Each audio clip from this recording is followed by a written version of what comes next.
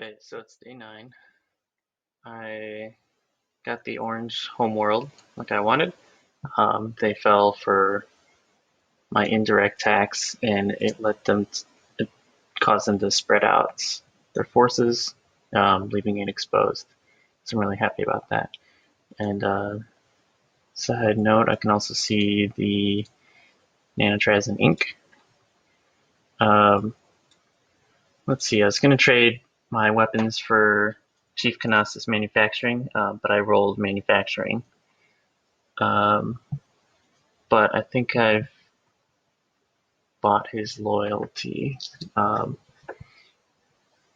just for being there, trading with him from the beginning. He's surrounded by powerful people on all sides. I might be the only person he's had reasonable contact with.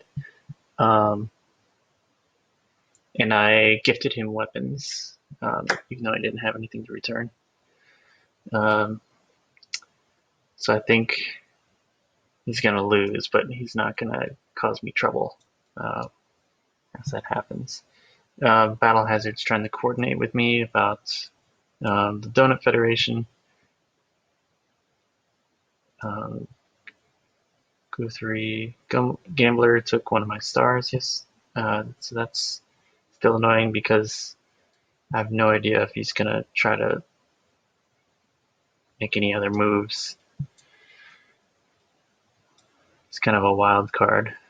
So hopefully I can finish up in this area. Although with Nanotrasen up here, I want to try to take as much as I can so Nanotrasen doesn't get it. Which they have. Yeah, they have more stars than me already, so I don't want to exacerbate that.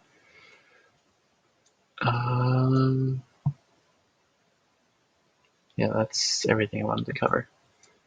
That is day 9.